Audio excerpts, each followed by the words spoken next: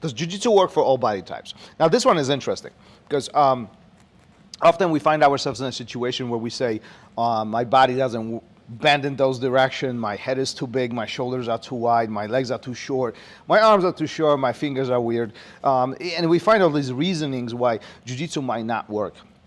And I think, is jiu-jitsu for everybody? As a question, in my opinion, yes, it is.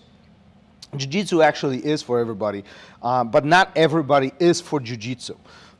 So we need to ask ourselves a question. Are we willing to make modifications to jiu-jitsu to make it work with what we have to offer? So hypothetically, if your arms are too short, well, you're going to have to work with this, right? If you are on a heavier side, well, you might actually find some advantages behind it, but also you might find some disadvantages behind it, and you have to, as you explore jiu-jitsu, you're going to have to work with that. I have several students who are very tall, 6'5", 6'4", and they find it actually very difficult to deal with the shorter guys. Even though a lot of people would assume that being tall is an advantage in jiu-jitsu, it actually might not be. So understanding the positives behind our body type and the negatives behind our body type, now we know what we are working with, and we can adjust things accordingly. We can adjust our style, we can adjust the positions, we can adjust the concepts to really amplify the positive components of what we have to offer and start minimizing the components that are negative or they are impacting us in a negative way.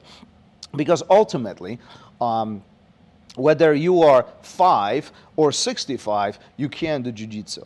Are you going to be able to do all the fancy things, or flying triangles, or barambolos, and all the crazy mobile, dynamic positions and concept? Perhaps not. But it doesn't mean that you can't do jiu-jitsu. You can still do jiu-jitsu very, very effectively. And matter of fact, there are several students of mine who are in their 60s, and they are very effective with jiu-jitsu. They've had beautiful jiu-jitsu journey up to this point, and they continue doing it. And that's the beautiful part. So the one thing that I can tell you is, if quote unquote a body type is something that you are concerned about, that's probably something where we can easily discuss and easily can be shown that it shouldn't be. Matter of fact, we can use our quote-unquote body type to our advantage. And we can use our body shape, our weight, our length to benefit the situations and benefit the jiu-jitsu journey itself.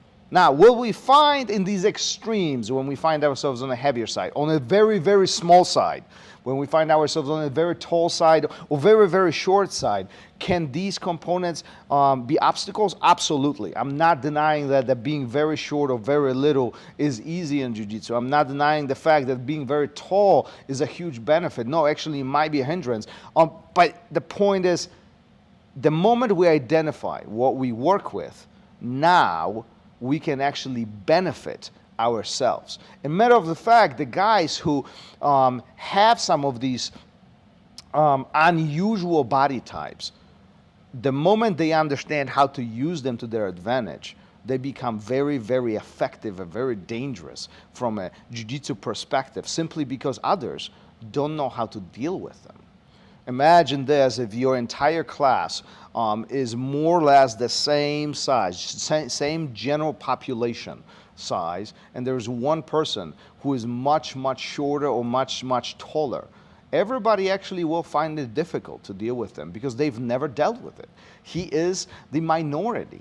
And in jiu-jitsu, that's not necessarily a bad thing. That's not necessarily a bad thing.